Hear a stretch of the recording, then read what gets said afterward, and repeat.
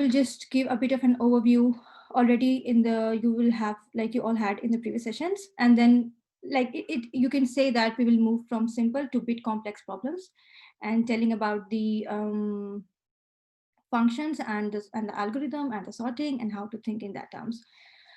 First, when you are going to import some library, you just use a numpy, and then there is an alias. So alias is kind of, it's a small, sometimes you name it just for your convenience.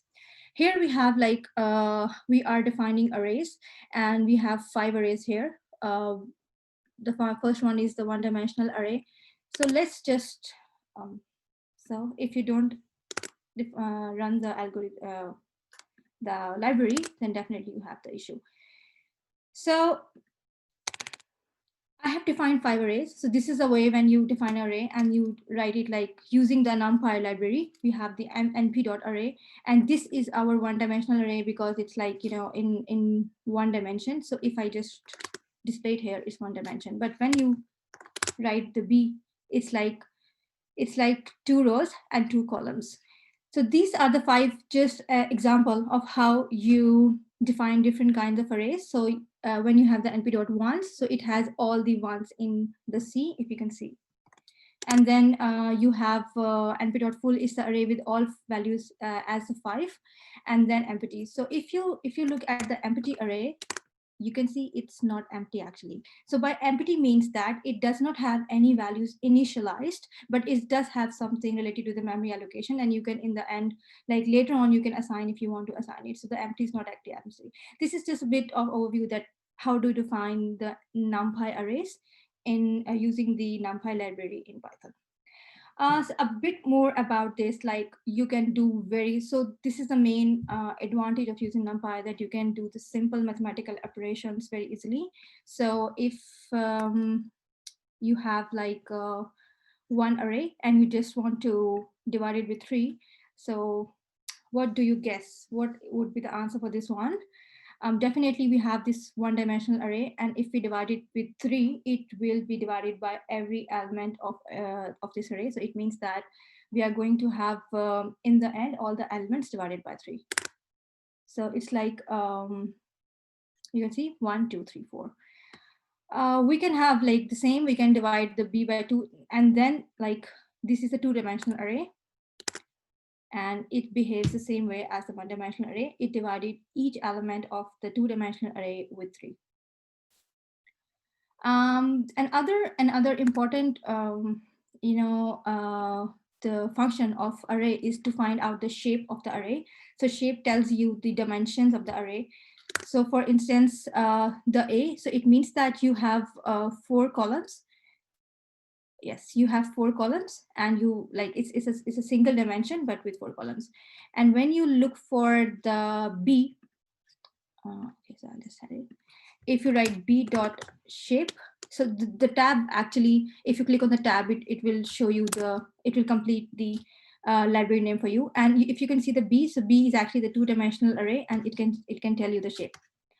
You can reshape also using the reshape function for your, so at this time we have A as a single array, and when we do the reshape, it can convert it into, so our original A is this one, 369, and then when we did the 2-dimensional, we gave the shape to 2, it means that we need to have 2 rows and 2 columns. So we just converted it into splitting it from here. So 2 in the columns, and then it shifted to the next row, the next 2 entries.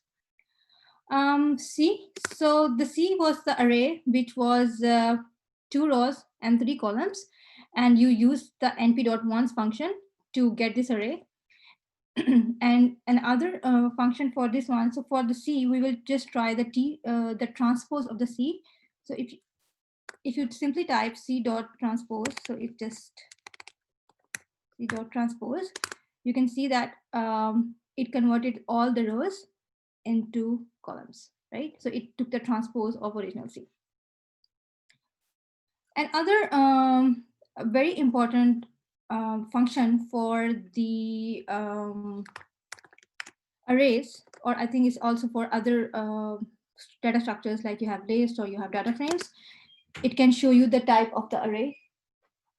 And yeah, so the type tells you the like the what data structure you have, like whatever you pass in that type function, it will give you the exact type of that data structure.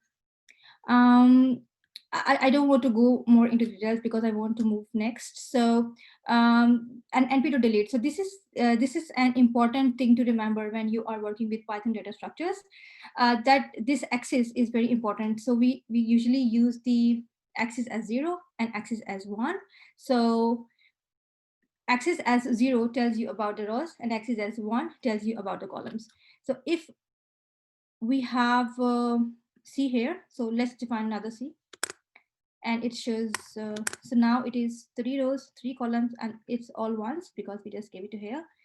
And np.delete, so if I'm going to delete something, like I'm going to call the delete function. So first I will give my data structure, and then I will give the index that which exactly I want to delete, the row or the column, and the axis 0 will define that what I want to delete. So if I do it, it will just delete second row.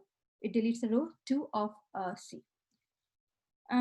It's the same as that. If we change the axis to 1, it's like the column. So to keep, like, you keep this thing in mind, that the axis 0 and the axis 1, axis 0 for the row and axis 1 for the column. You will use this axis quite, especially in sorting and in many other things.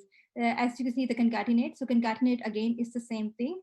So if you have two arrays A and B, if you have axis 0, it means that they are going to concatenate those arrays uh, based on rows wise. So it will be rows or each. So first let me show you what is A now and what is B here. So if we are going to concatenate, so it's not on the same shape. So let's see what it does. Yeah, so because we didn't have the same shape for this, it did not concatenate properly. We can reshape it with this. Just see what does it say, and then concatenate. Okay, again there is a problem. So the problem is that all the input must have number dimension, but the array A0 has 1 dimension and the array. So okay, I think I need to assign this to yeah. So I did not assign, like I changed the array shape, but I did not assign it again to the A. Now, so the functions we so far discussed are the delete, the ones, concatenate, again with the axis. And so the absolute, it actually gives you, so if you have any float values in there, the absolute gives you the absolute values of the array. So just by passing the data structure using the NumPy, you can, perform all the operations just by passing the that data structure into the absolute function, delete function, concatenate function, whatever you want to do using the NumPy library. So that was a bit of an overview about the NumPy. If I was a bit quick, I will just give you a bit of overview again. We can have different type of arrays defined using the NumPy, and for that we use the function numpy.array. This is the way the syntax we use, that we pass the array in the angular brackets in the function, and then when we have to have a two-dimensional array in the angular brackets, we have this kind of splitting for the array. And we have different functions like empty, np.full, np.ones. We can divide. We can also do the multiplication. We can also do the sum in the same way. We can reshape our arrays. We can transpose. We can get the type of array. And we can delete. We can concatenate. The most important part was the axis. So if the axis is 0, it's the row. It's the focus of the row. And if the axis is 1, the focus is on the column. Yes, so that's for the NumPy.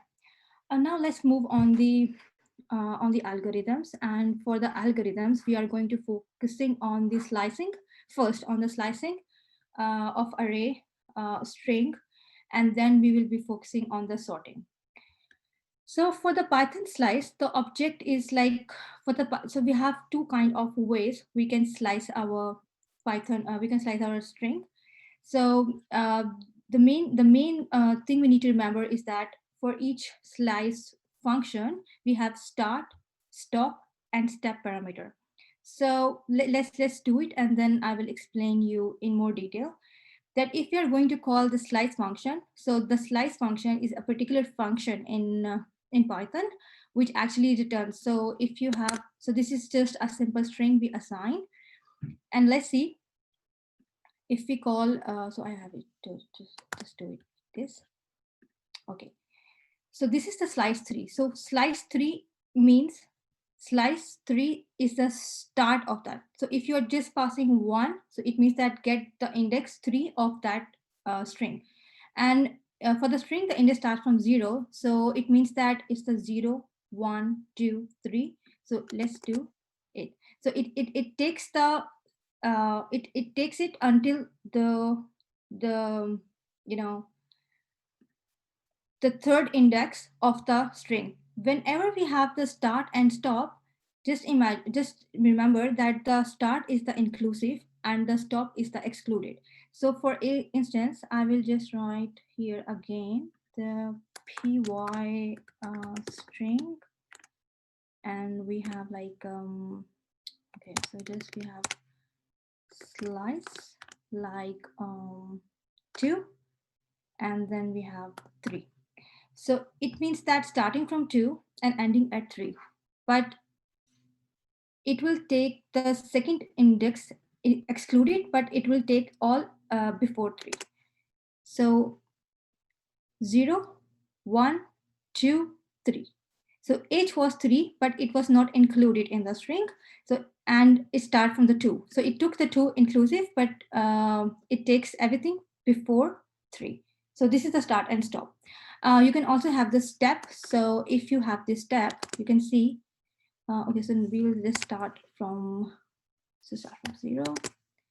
So you see, we got P, the first one, and then we take the step. So 1, 2, and then we got the 3. Sorry, we got the P, and then we got a step, second step, and then we got the 3. So it actually skipped the 1. I will, if I take this 1, skip.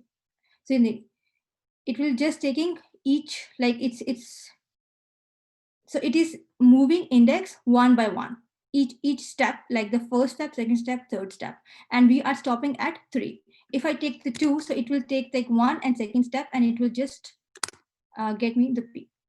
If I do not stop at 3 and I just so I can get more. So P, 1 step, T, 1 step, 0. So this was a slice function, but we can also do this slicing in another way, which is called the indexing. So let's do this one again. If we have, so we can use it with the colon. So Python string colon. So colon means that like I can write it this way, like py string. So you can say start, stop, and step. So it's same as the slice, but this is the new way of writing it. So again, if you have 3, it will end at 3, and we are going to get what? pyt, right? If I do the 2, so we get the first 2, and if I go the 4, I get the first 4. And if I start from 1, definitely I will not get the P, and I will get these 4. Step again. Sorry. String indices. Okay, sorry. Yeah. So step again. So this is the string which we are using, and this is a way we can use the Python slice using the slice function, or Python slide using the indexes. Okay. So just tell me, like, just think. I will give you some time that we have this slice function. We have the start from 1, and we have 16 as our end, and then we have step as 2. So because like our string is not that much long, we do not have that much long length in our string. Would it show us the error, or would it run anyway and give us the results? So the thing is, like, the Python does not consider, like, the last, so it does not check that does you have this much long string or not. If that stop, it just try to limit you from the it just try to limit the indexes from this before that. So if even you have the 16, it will run anyway, because The only function, the only feature of this stop is just to stop right before this one. So stop at 15. And if you have the string until 15, it will stop. Otherwise, it will stop until the have the length of the string. So that's no problem. Another is like we have the string. So this was the one string in one literal, and we also can have a multiple characters in a string. And again, we can just run this slice function and 3, and now we have these characters. So just see what we got. So 0, 1, 2, 3, 4, 5, 6, 7. Always start the length from the 0. And now we can see that we can get starting from 3 and of course ending before 5. 0, 1, 2, 3, 4. So we are ending before 5 and we are getting these two characters starting from 3 and ending before 5. Again, for the sorting, for the slicing, we can use this way also. So like this is same like this one. So D and E. This again gives you the introduction of step function for this slice for this array A. So if we have like so for example, if we have string hello world. So just keep in mind that this character is another another count. So if you are going to deal with that, the space is also considered as a part of a string. And when you're going to slice this, you will see that it will be included in the count. So for example, if you want to select a string starting from 3 and ending at 6, so okay, sorry. Yes, do remember that this is case sensitive. So you can see I get the space here. So it is stealing because it is stealing the space as a character like other characters. So just keep in mind because here we have different kind of strings before. So this was just a bit overview of about slicing an array. Again, I think a quick revision makes things remain in your memory for longer. So just do a quick review about what we just discussed. So we discussed slicing an array, and when you have use the slice function or you use the indexing, you have start, stop, and step for that function. So it means that you are the first index, the first parameter is the start. So if you have only one parameter, that would be the stop parameter, and stop means that it is going to stop before that index. And then you have if you have two, it's the start and the stop, and again stop before that index. So the start is also always inclusive and stop is always excluded, and step means that how much difference you want to have in the selection of your characters or in your string. So this is just simple. You can call 3 start, stop, step, and these are the two ways, right? Okay. Now we move to the sorting, and sorting definitely have different ways of in the Python. You have a function which is called sorted, which actually sort your list or array. So let's start with our first list. So here we have a list, and if I want to sort this list, the first parameter of this list is actually the first parameter of sort function is a list, and then I can have reverse true or false. So this actually sorted the list and it gives me the true. So true means that it's the ascending order. It's a descending order. And if I say false, it will do it in the ascending order. So the reverse of this one. Again, same is the case with the array. So for the array, the main thing comes in mind that how it is going to sort array if it's two-dimensional array. So for two-dimensional array, the the main point to consider is again the axis, that at which axis we are going to sort our array. So like what is the point of interest in sorting array? Do we want to sort in on the rows, or we want to sort on the columns? So let's see. We have B. So our B is 2-dimensional array. And if we will sort it on the rows, what it will do, it will sort, it will consider this row, and then it will sort it based on that one. So let's do it here. So we have to pass what kind of sort we want to do, and this is a quick sort. So let's see it here. We have sorted it based on the quick sorts, and see after, before, and after the sort. So that was the axis 0, and axis 0 represent rows. And you can see that it actually, because these are the rows, and it sorted based on the rows. Yes, and for this we have like this was already sorted, and this was I guess, yeah, this was I was just considering is this the rows and the columns. So just see if we can find out. Yeah, it's a bit of confusion. Let me have a look. So if I will do it for the axis 1 and do it for, sometimes we forgot what's going in. Yes. Yeah. So you can see that here we have the original 2-dimensional array with our rows having 4 and 1, and our column having 4, 2, and 1, 2. And when we sorted it based on the axis 1, which is the columns, so I feel like that it's 1, 2, 4. So we have the columns, and sorry, it's just a bit of confusion for me that is it sorting on the rows and is sorting on the column. Okay, sorry, we will get back to it again, because like it's kind of, so we have these rows and these columns, and sorry, I think you can see in the example, but still I'm a bit confused at how it is considering the rows and the columns.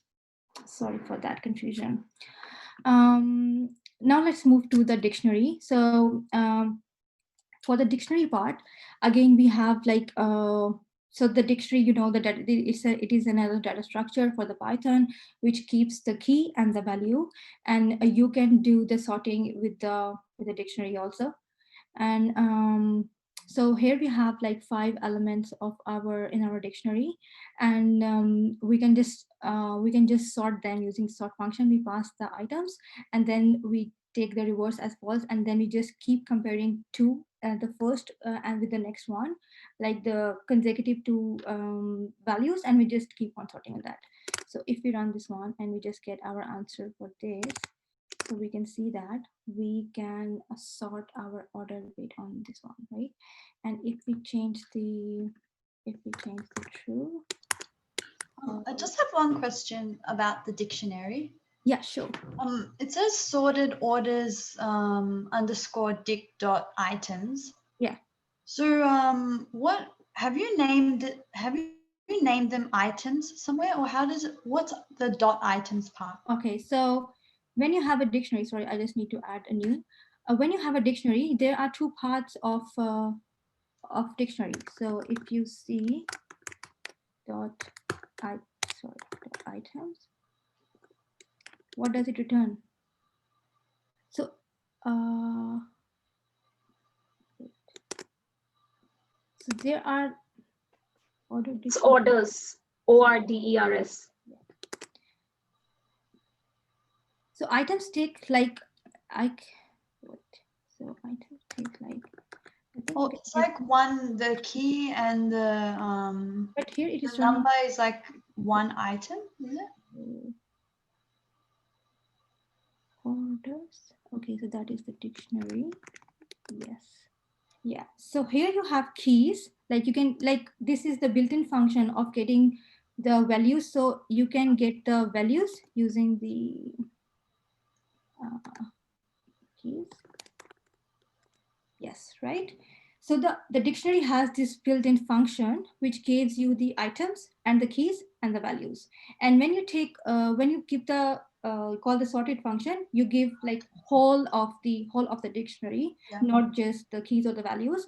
So for Mhm. this function, they will actually sort based on the key values. But if you want based on your values, but if you want to sort on a keys, that is also possible, but I don't remember the code for that. It's a bit tricky because I think you need to use the ordered list, some kind of data structure to do that. But here, just by passing the items, it actually considered the keys of the dictionary to sort. Oh, yeah, I understand. Okay, thank you. Thank you. Sorry. For again, I think I will go back to this sorting problem. I don't know why. So we have this array, and this array has like 2 rows and 2 columns, right? Our first row is 4 1, and second row is 2 2, and our first column is 4 2, and second column is 1 2. And if we want to sort our array based on axis, which is the row, right?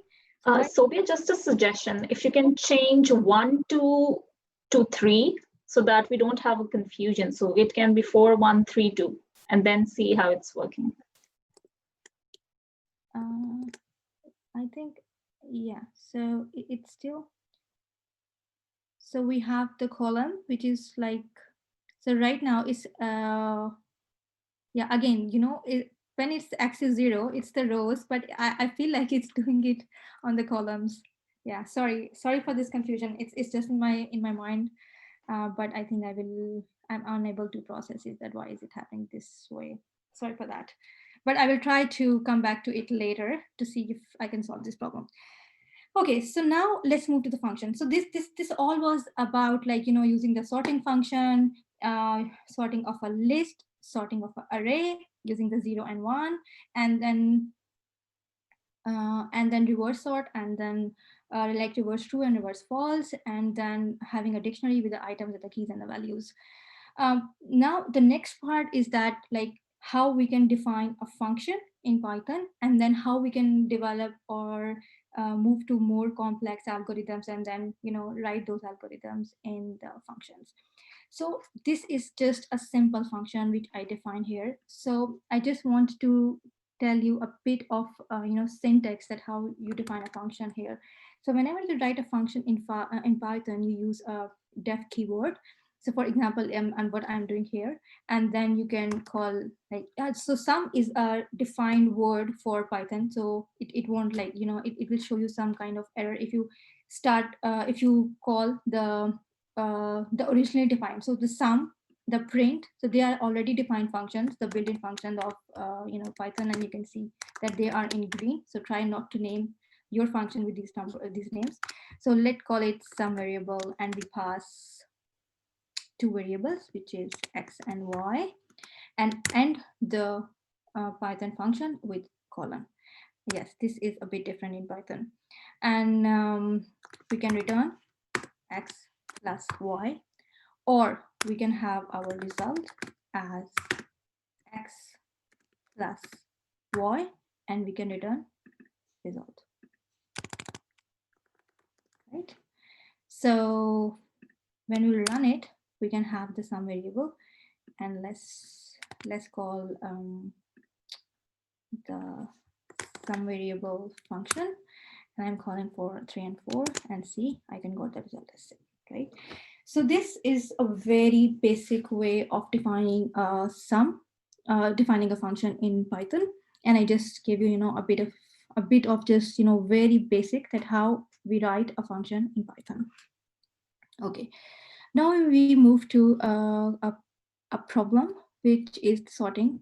As you know that we used a quick sort here. Yeah, here we gave the quick sort for our array sorting, and now we'll try to write an algorithm for this quick sort. And I think we are already 52, so I have 3 functions to discuss, so I will try to be slow. That's fine if that's fine, Sophia. I'm sorry. So if you take time, if it is going till 5:15 or something, we will reschedule the contest accordingly and Okay, reduce the that's good. questions. Yeah, please go with your flow. I will finish early, but I want to discuss at least 3 algorithms. Yeah, please do it. It's good. So quick thought. So now we are going to think in terms of how we will, how if we got some problem, how we will going to use that problem to solve and to come up with a solution. So quicksort is a very simple sorting algorithm for sorting a sequence of numbers. So we call quicksort also divide and conquer algorithm. So for instance, if we have this array, this sorting array, which have like 2, 3, 7, 5, 9, right? So this is the sorting array, and we want to sort this array. So based on the quick sort, what it does, it divide and then it sort, and then it divide and then it sort.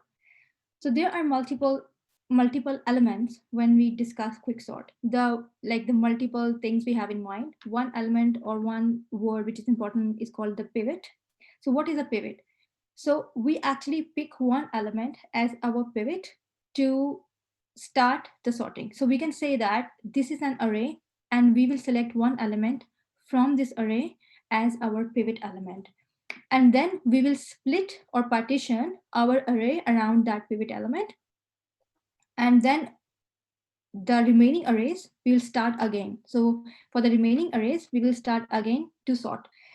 So this is a bit of algorithm, which I will explain here, and then we will do the code. So it means that pick an element as pivot and partition the given array around the pick pivot. So it means that for this, there are multiple ways to picking the pivot. So we can pick the first element as a pivot, we can get the last, we can get the median or the random. So here, let's assume that we are going to use a median as our pivot element.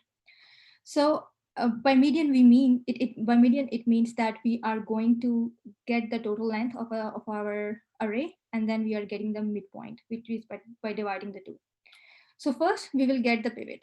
How we'll get the pivot as a middle element for this? So we will get the pivot index as length of our array divided by 2.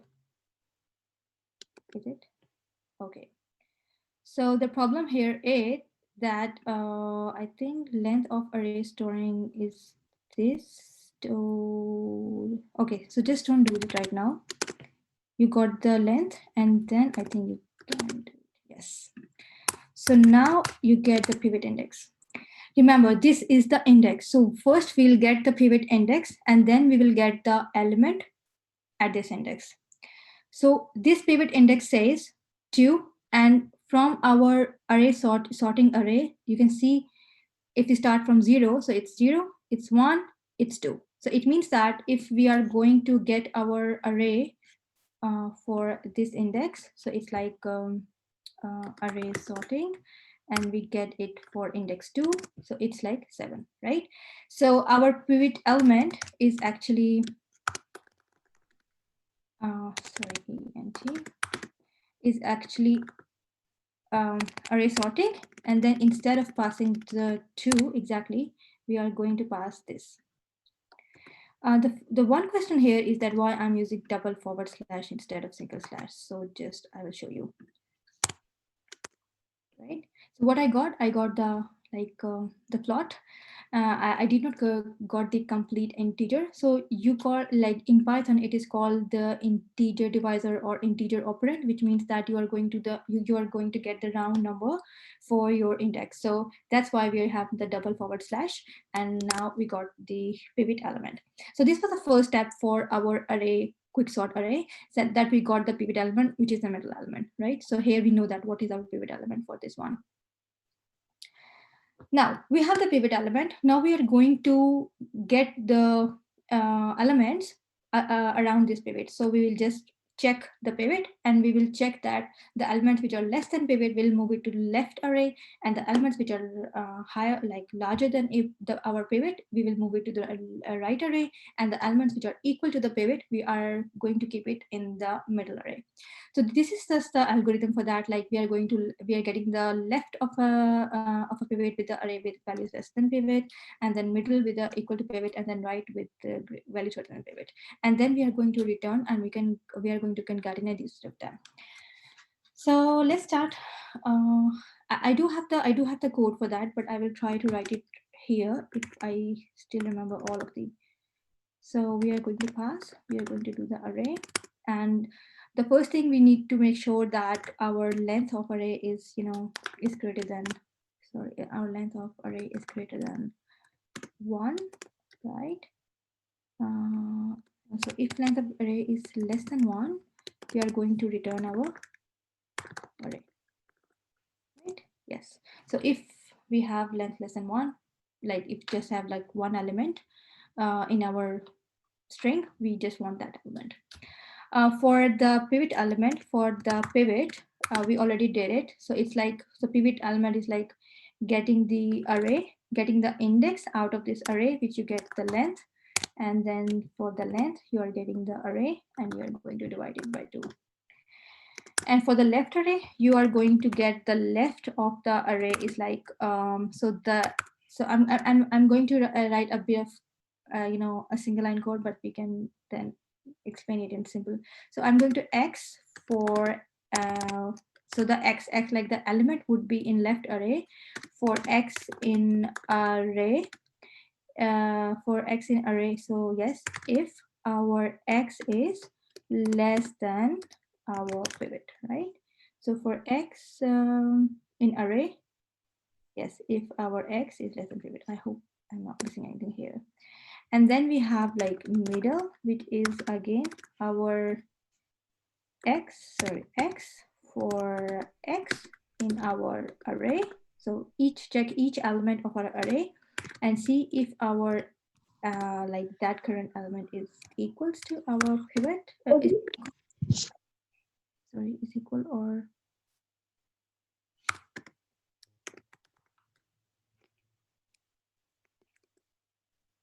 and then right, and then we can have like X for X in array if our X is greater than our pivot.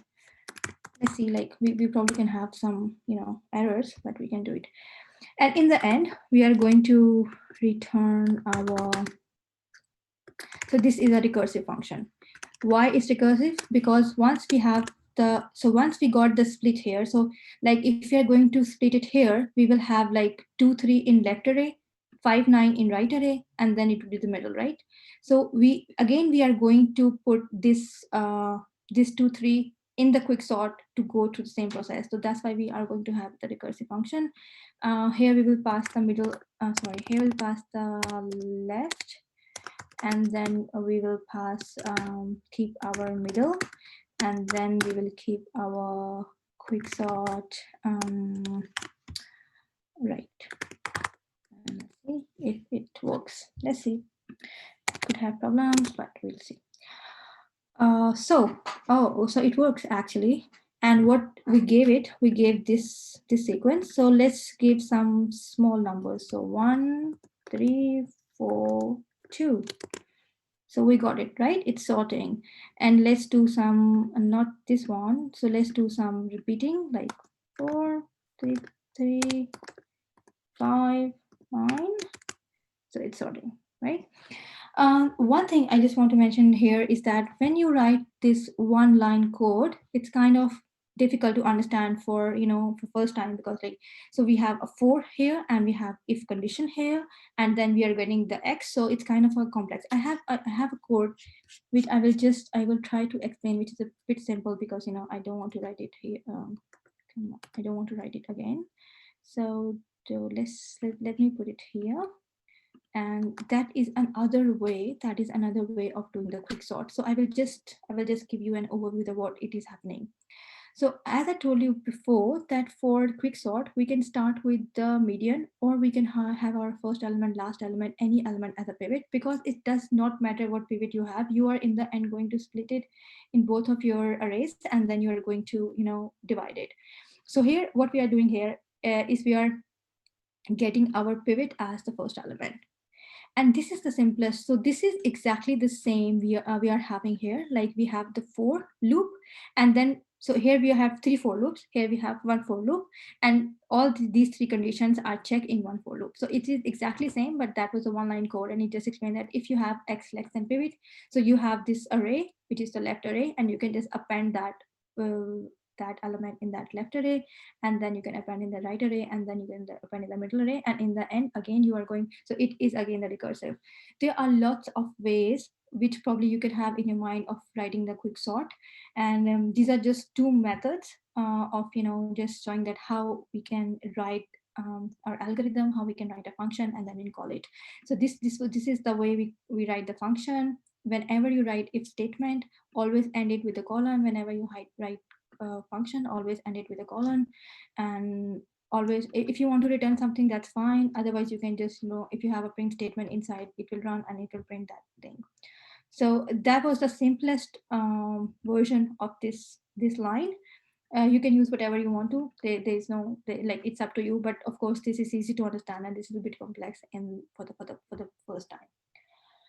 So that was the quick sort. Again, I would like to go back, starting from the starting from the quick sort algorithm, the pseudocode, and then we will again just a quick revision. So the quick sort was the divide and conquer algorithm, and what we were trying to do here is we have a string, and we're trying to sort that string. So it is already sorted. Sorry for that, but like, in our function we change it. But if we have like a 3 and 2, and we want to sort this string, so the main method is pick up the pivot, divide it, and then get the two arrays, and then start sorting on those two arrays, and then get the pivot, and then get them sorted until all of the elements are sorted.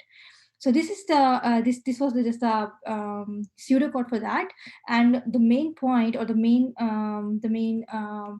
term we use for the quick sort is the pivot. So the first part was that finding out the pivot, and we got the pivot element using the median, or we can get the any pivot element like we used before. So for instance, if we use the first element as pivot element, so then we'll compare each of the element, that is it greater or less than our pivot, and if it is greater than a pivot, it would be in the right array, and if it would be left than a pivot, it would be in left array.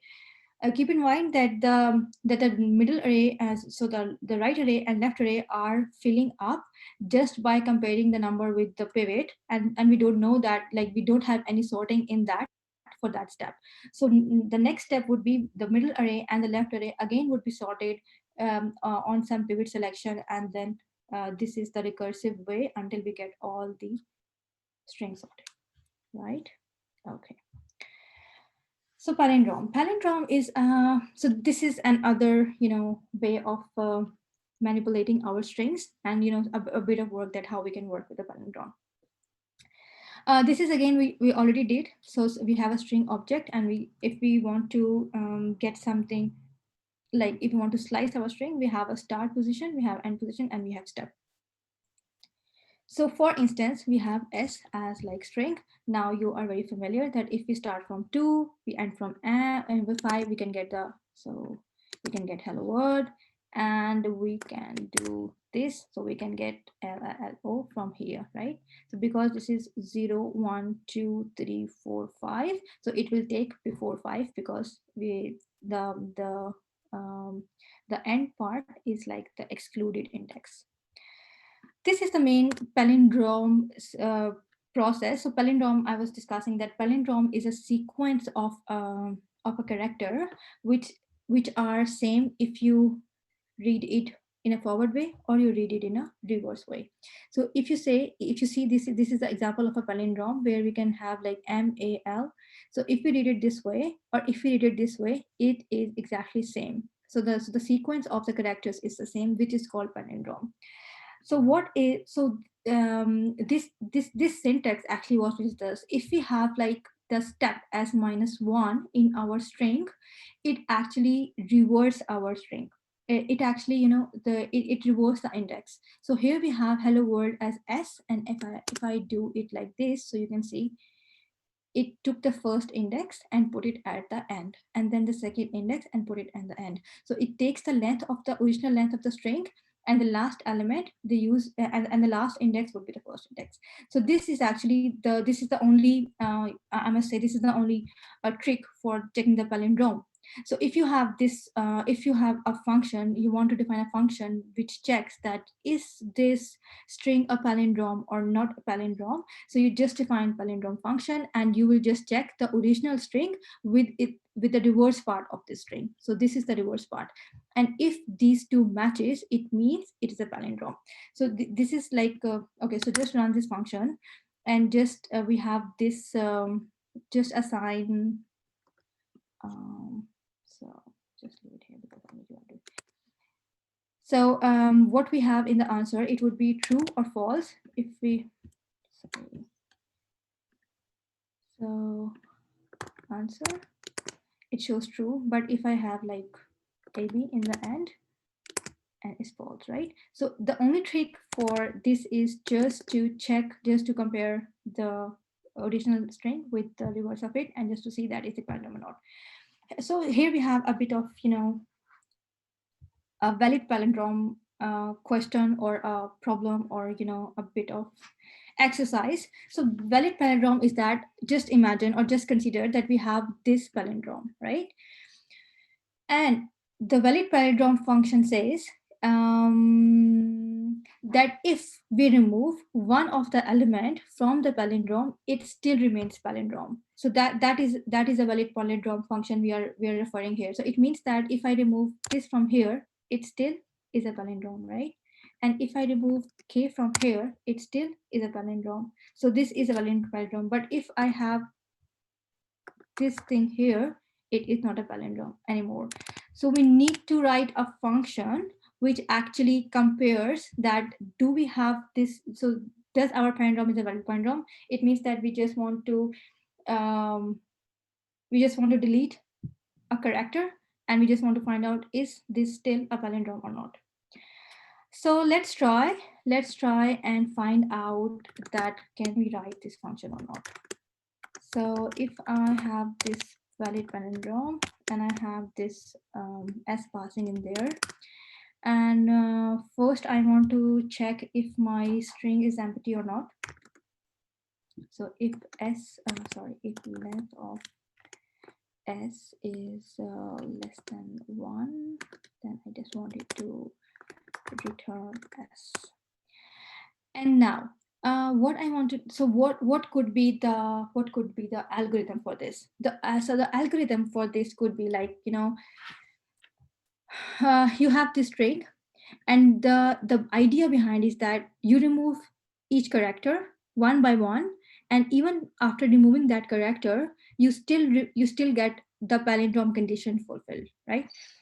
So we have like we have this a string here, and what we can do, we can have our string, for instance, this string, and this string is going to be a string with one character less.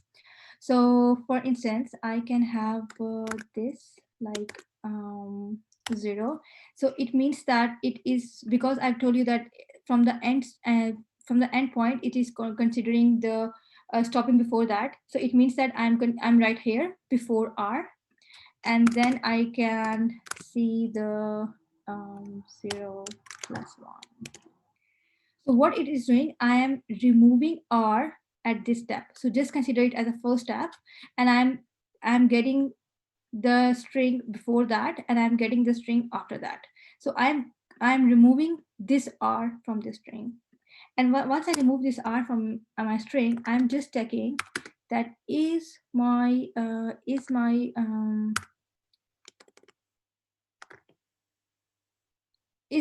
string after removing one character still palindrome or not, right?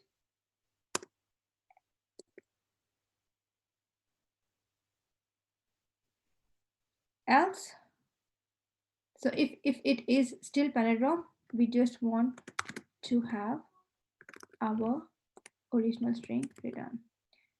Okay, so because I need to check it for each character, so I guess I need to have a loop here. So for s in length, L, I should check it for each t. So what I'm trying to do here, so I just want to return this. I think I probably am missing something, but let's see. So first we'll checking that if our length is 1 or like less than 1 or not, we can get the return s.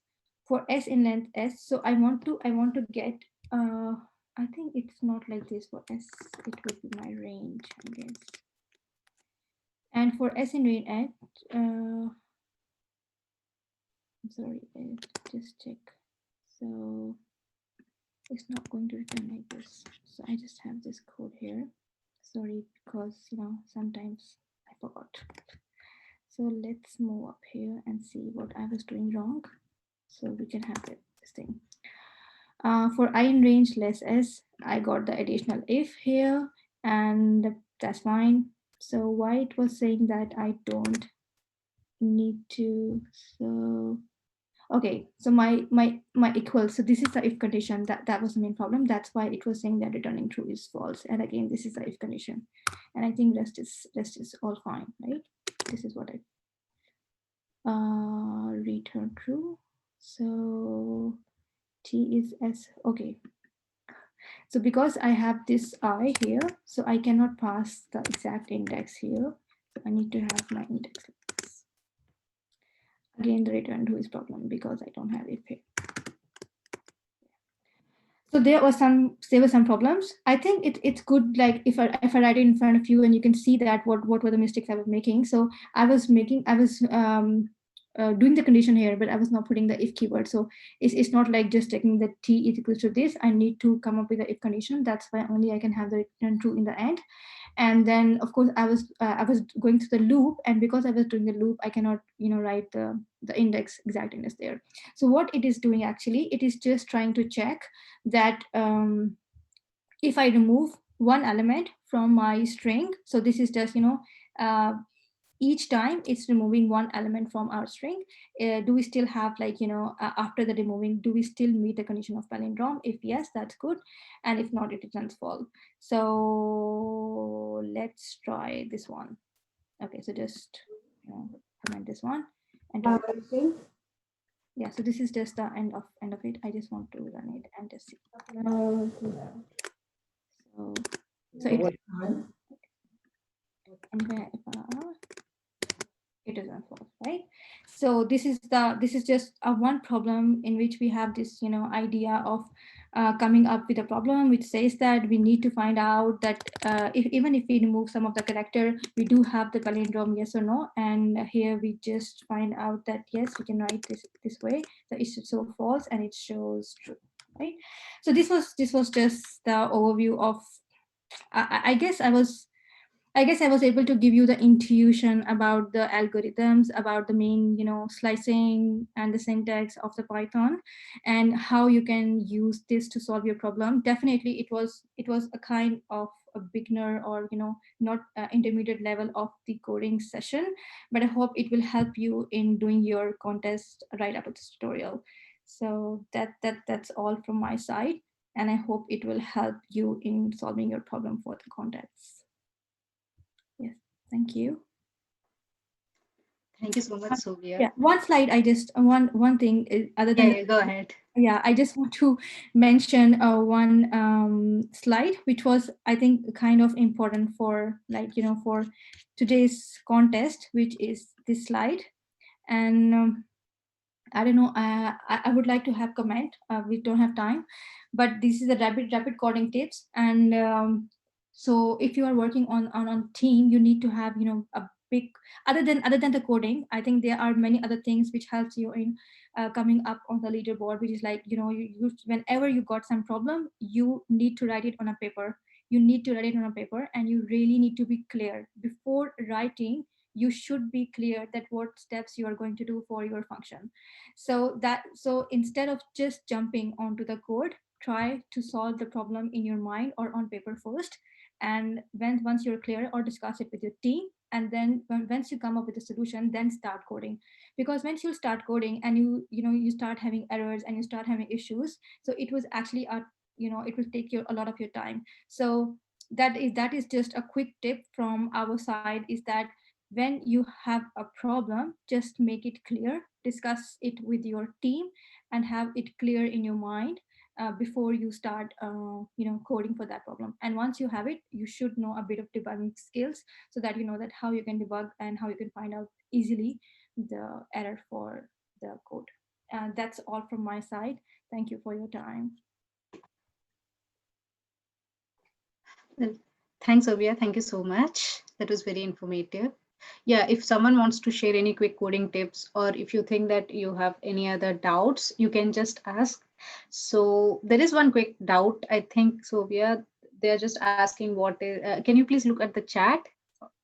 Yeah, sure. So sorry, what are they asking? I need to go to all the text. Just the last one. Just please scroll down till What the does SI mean?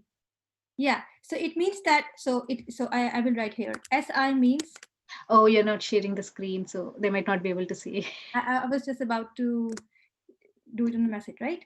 So SI means S stop, Oh, right? So S stop means anything before stop. So if I'm going to use S3, so anything until 3, right? So if I'm doing S0, it means start of my string, right? So stop, like S, that is the stop, right? So it means that anything before this index, yeah, in the string. I hope I answered the question. yeah, we'll wait for a minute, like just others to settle down while we set up the contest. And if you have any other question for Sovia, feel free to ask. Yeah, if there is anything, Sovia, that you would like to tell to all the students, that is totally fine. We can still email them. We have the list of all the attendees, so feel free to, don't worry. So yeah, there are some students who are requesting for the slides on maybe Jupyter Notebook. If you are fine to, I'll write to you again with email. So if you're fine to share, I'm happy to circulate them to the students as well. Yeah, no problem. That's okay. Yeah, and I'm sorry for the confusion of the rows for the array. I need to look at it, and I think I will share it That's in fine. yeah, it Yeah, happened. That's so natural. So that's okay. yeah, even I would have done it, maybe, I don't know. So that's totally fine. So yeah, just if you get it cleared, we could just share the link with the students, or if you have more information, you can include that in the slides as well, maybe, and then we could circulate it. That makes it Yeah, easier. I think when I will share the Jupyter notebook, I will clear that in the book. Yeah, that's perfect. That's perfect. And otherwise, I think we are ready to go, guys. Just to let you know, this is a event organized jointly by IEEE Women in Engineering, University of Melbourne, IEEE Women in Engineering Victorian Section, and IEEE University of Melbourne Student Branch. And yeah, let's thank the speaker for today, Sovia Amjad, who is a final year PhD student at University of Melbourne. My pleasure. And it was nice having you here. Thank you so And much. yes, so after this we have the coding contest, and yeah, so if the moderators could kindly share the link in the chat, I think everyone can set up with their HackerRank account as always, and they can get started with the quiz. Yeah, so the contest is there, so get started, and we are looking forward to new winners this time. Thank you.